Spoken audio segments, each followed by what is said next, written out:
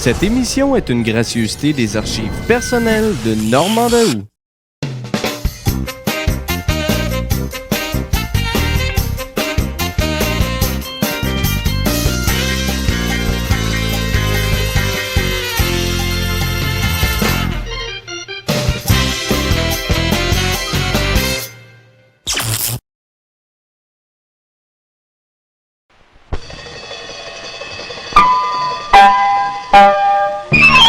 L'émission qui suit est télédiffusée en couleur.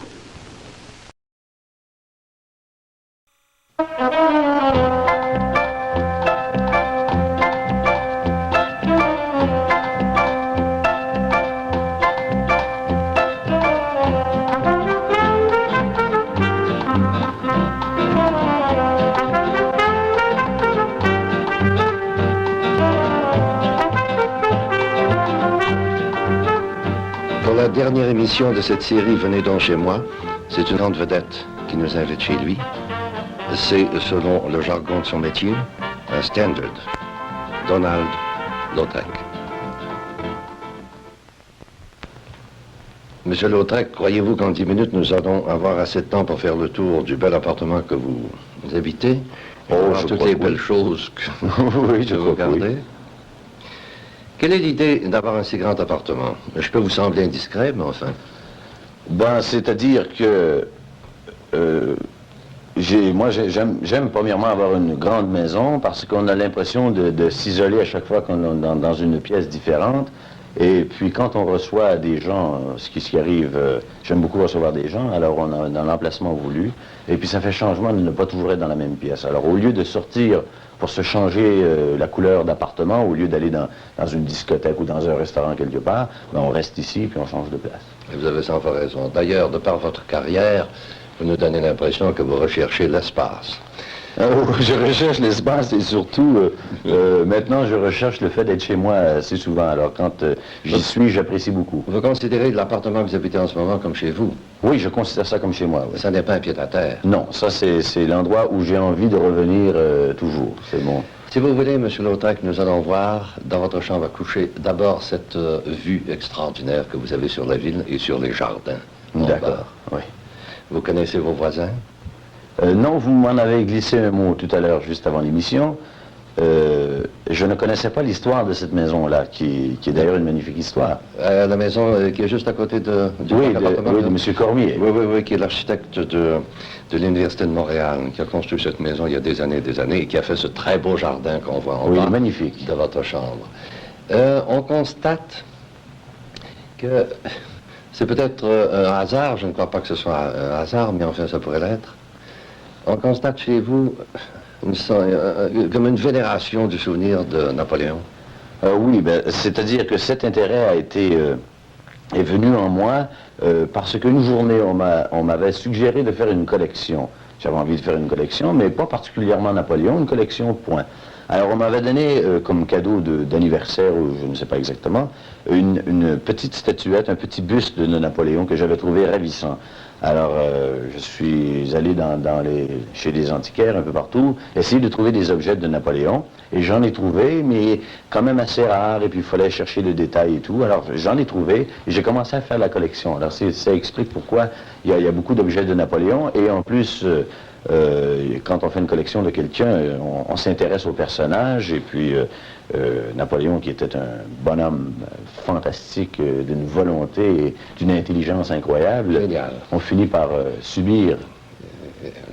Sinon l'aimer, l'admirer. Oui, l'admirer, oui. Voyons donc maintenant les deux living rooms que vous avez.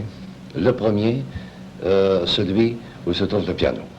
Celui où se trouve le piano, c'est le grand living room qui était autrefois, qui faisait partie d'un autre appartement, parce que ce sont ici deux appartements où on a enlevé le mur entre et on a fait un immense appartement. Alors le salon là-bas, il y avait une cuisine juste à côté. On a fait enlever le mur de la cuisine et on a condamné la cuisine pour faire une cuisine ici.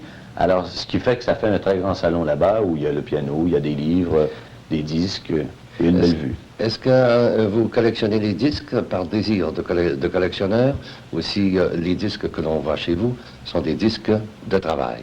Il y a en partie des disques de travail et des disques de collection, et il y a des disques de goût, des disques que j'aime écouter. Il y a une collection merveilleuse de disques classiques, et il y a ensuite des disques canadiens qui sont sortis depuis la naissance du marché canadien. Et en plus, il y a ce qu'on appelle dans le métier les standards, des chansons qu'on n'oublie pas, les classiques, si vous voulez, des chansons, il y en a, parce que bien des fois, on se dit, telle chanson, si on la refaisait aujourd'hui, ça pourrait être très joli. Alors, on réécoute la chanson de la façon que c'était fait autrefois, puis on se dit, bon, mais il n'y a presque rien à changer parce que c'était joli comme ça. Le piano, vous en servez pour travailler? Oui, moi, je ne joue pas du piano, sauf que mon pianiste vient faire ses répétitions ici avec moi.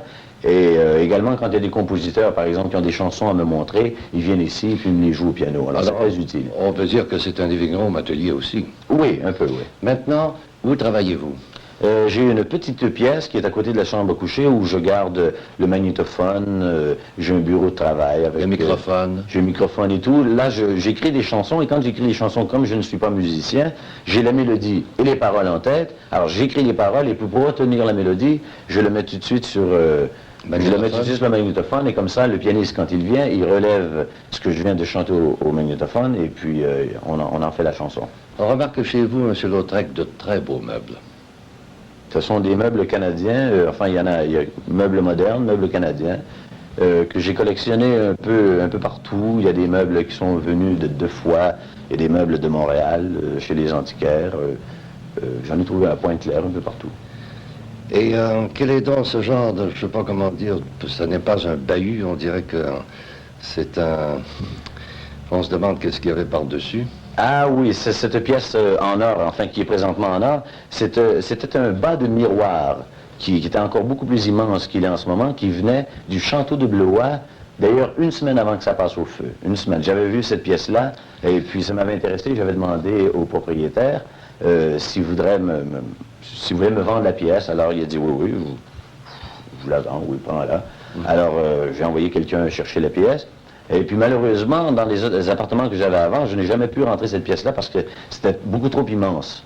Alors finalement, dans un grand appartement comme ceci, on a trouvé le coin idéal pour rentrer cette pièce, qui était autrefois un bas de miroir, mais maintenant qui sert comme espèce de bahut, c'est-à-dire une surface sur laquelle on peut mettre des lampes. Oui.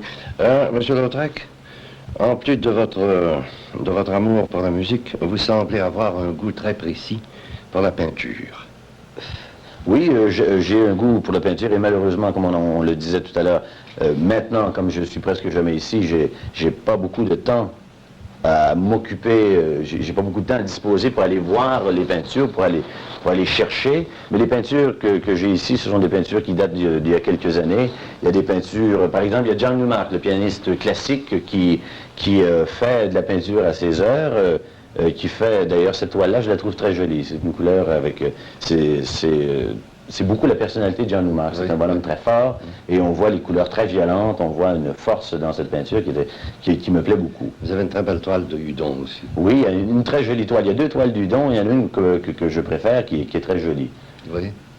Et un portrait de vous?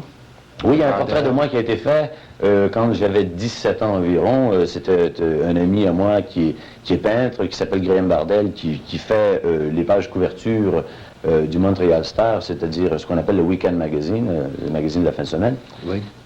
Et puis, il avait fait cette peinture-là à l'époque où j'avais 17 ans. Et vous avez un Martin? Oui, j'ai un Martin qui est d'ailleurs un ami à Bardell, qui lui fait de la peinture maintenant de plus en plus professionnelle, mais il était professeur aux Beaux-Arts et il a également enseigné dans les écoles primaires à des enfants qui ont fait des petits dessins, des dessins d'enfants tout à fait charmants. Il y en a une collection extraordinaire.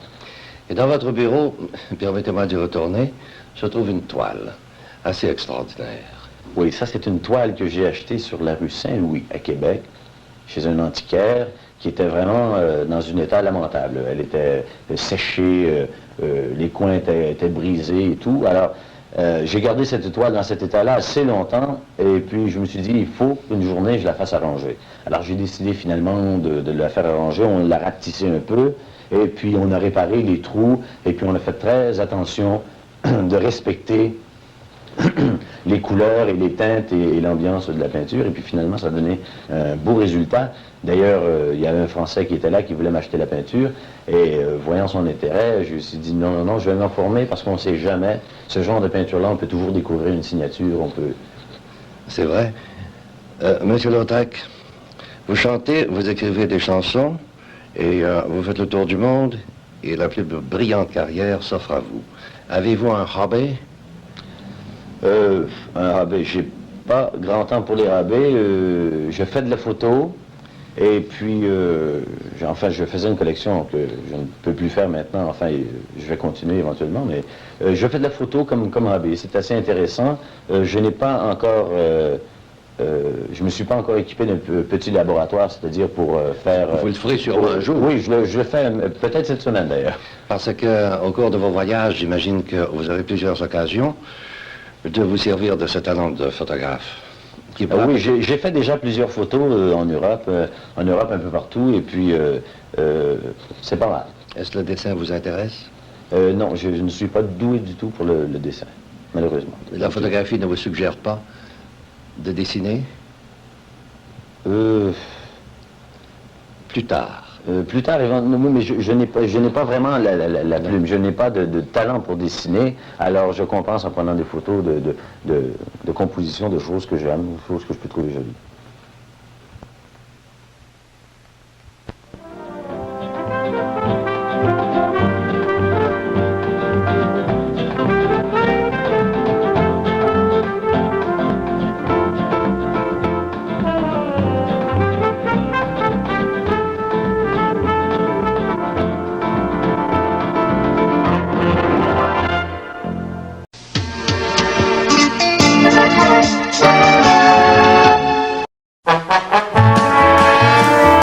Cette émission est une gracieuseté des archives personnelles de Normand Daou.